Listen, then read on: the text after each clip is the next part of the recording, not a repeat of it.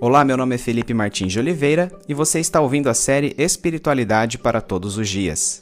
A reflexão dessa semana encontra-se no seguinte texto bíblico, João 5, de 31 a 47, e corresponde à semana 13 do Guia Devocional do Evangelho segundo João, cujo título é As Testemunhas da Obra de Cristo.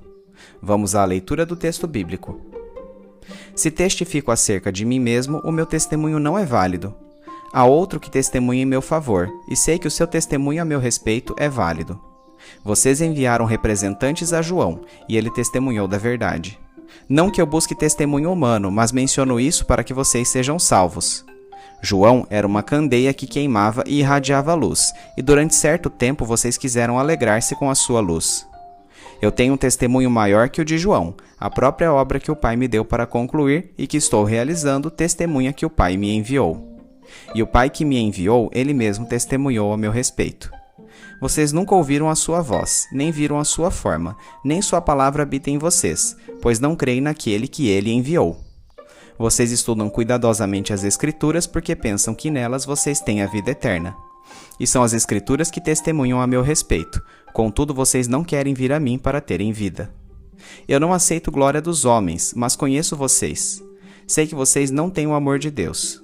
Eu vim em nome de meu Pai e vocês não me aceitaram, mas se outro vier em seu próprio nome, vocês o aceitarão. Como vocês podem crer se aceitam glórias uns dos outros, mas não procuram a glória que vem do Deus único? Contudo, não pensem que eu os acusarei perante o Pai. Quem os acusa é Moisés, em quem estão as suas esperanças. Se vocês crescem em Moisés, creriam em mim, pois ele escreveu a meu respeito. Visto, porém, que não creem no que ele escreveu, como crerão no que eu digo?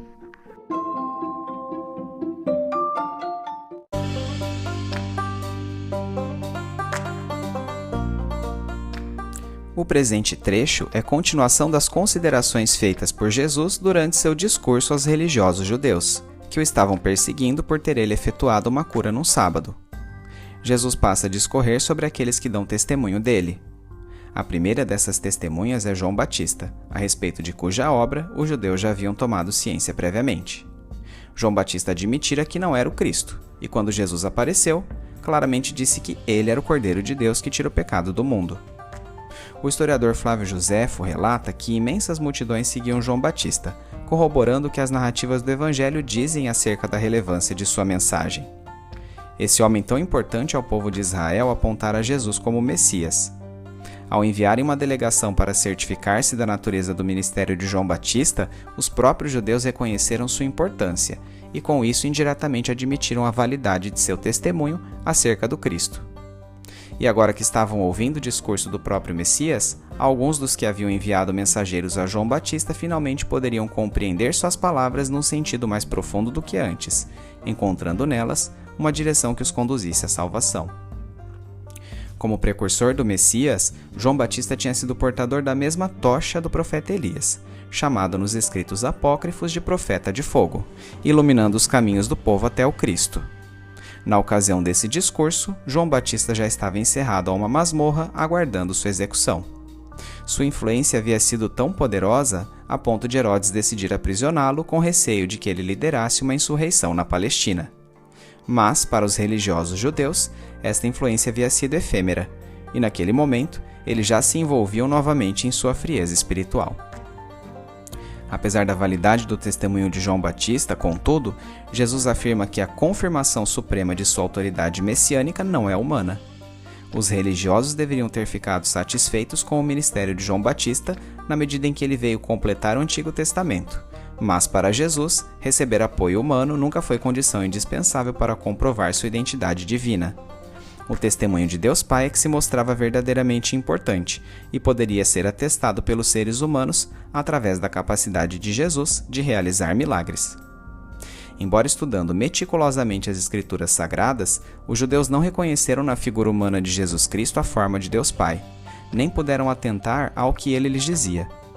Aqueles indivíduos conheciam a palavra de Deus de modo meramente intelectual e nunca haviam se apropriado dela de fato. Caso a palavra de Deus contida na lei e nos profetas tivesse se apossado deles, eles inevitavelmente teriam percebido que Jesus provinha da mesma fonte, sendo ele a consumação desta mensagem e o cumprimento das promessas de Deus. O reconhecimento da autoridade messiânica de Jesus seria o caminho para obter vida plena, não a religião exibicionista dos judeus, que consistia em glória dos homens. A realidade do amor de Deus necessariamente exclui a busca pela glória humana de que a religião consiste, e vice-versa. Isso pode ser facilmente percebido pela reprovação dos judeus a Jesus por ele ter realizado um ato de misericórdia no sábado.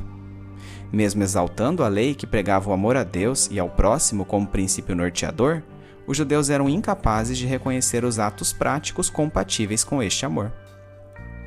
Como não atendia ao exclusivismo nacional judaico, uma vez que nunca se propôs a ser o Messias político que os judeus desejavam, Jesus seria rejeitado pelos religiosos, ainda que tenha sido enviado por Deus Pai e estivesse agindo em consonância com sua vontade. Entretanto, qualquer um que viesse em seu próprio nome, atendendo àquelas expectativas messiânicas políticas, certamente seria recebido por eles. Disso se depreende que o zelo dos judeus por descobrir minúcias ou significados ocultos das Escrituras desconsiderava a real revelação divina nelas contida. Dava-se exatamente o oposto. Para enquadrarem o Messias em seu orgulho nacional, os judeus manipulavam as palavras dos escritos bíblicos. Nesse sentido, o próprio Moisés, o grande legislador, é quem acusaria os religiosos. Ao atentarem apenas à guarda do sábado, ignorando o exercício da misericórdia, os judeus estavam se baseando mais na tradição oral do que na lei escrita, esta revelada por Deus e aquela consistindo em glória de homens, excluindo assim a validade da lei dada por Moisés, a qual em última análise apontava para Cristo. E o fariam cabalmente no momento em que o levassem à crucificação.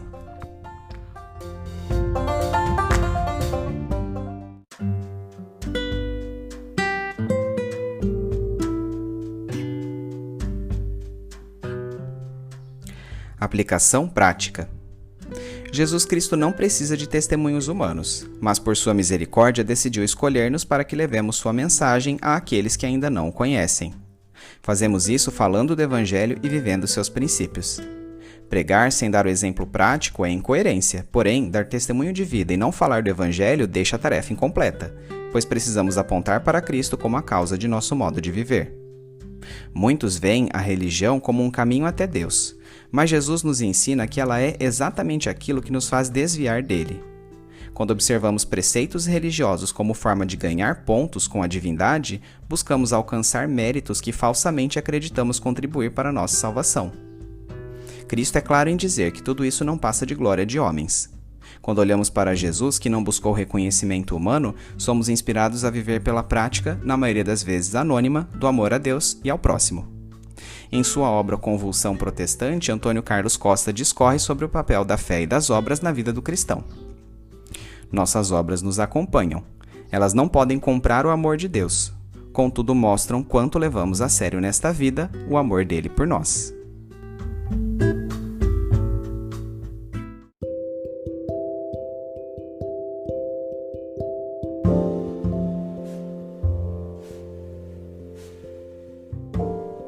Trazendo da mente para o coração. Pai, quando volto meus olhos para quem fui, vejo uma pessoa extremamente volúvel, inconstante e mudando de atitudes de acordo com a opinião alheia. A consequência disso é que durante muito tempo vivi duas vidas paralelas. Uma delas, que chamei de secular, atentava àquilo que meus colegas de colégio, faculdade e trabalho achariam de mim. A outra, que chamei de vida espiritual, nada mais era do que uma máscara que eu vestia aos domingos. Minhas ações, roupas e até mesmo meu modo de falar mudavam de acordo com as pessoas das quais eu estava acompanhado. Parecia esquecer-me com isso de que o Senhor é onisciente e está atento à totalidade de minha vida. E assim eu seguia iludido, numa espécie de ateísmo prático, que, embora crendo na existência de Deus, supunha que ele fazia vistas grossas ao meu modo privado de proceder, desde que eu aparentasse santidade pela prática da religião. A mesma religião que João Batista convidou os judeus a abandonarem há muitos anos atrás, em prol do genuíno arrependimento de pecados. Somente no dia em que pude ter um contato sincero com o meu eu verdadeiro, é que pude descobrir quem o Senhor realmente era. A ficha caiu, e de repente eu não tinha mais como me esconder do Senhor. Sentia-me nu como Adão e Eva quando tiveram seu pecado desvendado no jardim do Éden. Eu era cego, mas agora vejo. Tudo começou novamente, do zero, em minha vida. Era preciso desconstruir tudo que eu achava que sabia sobre Deus. E mesmo agora, quando me proponho a ler seriamente a narrativa de João, parece que estou tendo contato com um evangelho totalmente novo, como se os muitos anos frequentando uma igreja de nada tivessem valido. Quanto tempo perdi nesse jogo duplo, tendo uma identidade secular durante a semana e outra espiritual aos domingos.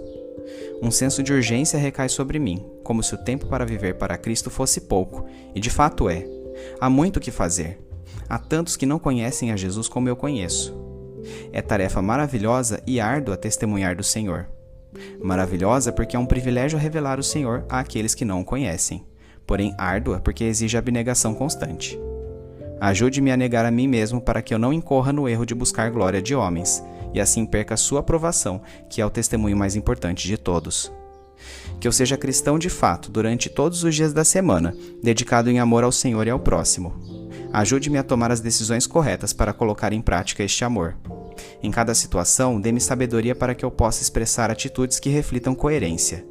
E que eu não seja cristão apenas aos olhos das outras pessoas, mas que o Senhor gere integridade para que eu possa servi-lo com pureza em todos os momentos. Fortaleça os cristãos espalhados pelo mundo, principalmente os que sofrem perseguições simplesmente por serem testemunhas do seu nome. Incomode nossos corações para que contribuamos com o alívio das dores desses irmãos perseguidos mediante oração, ajuda financeira ou encorajamento pessoal. Em nome de Jesus. Amém.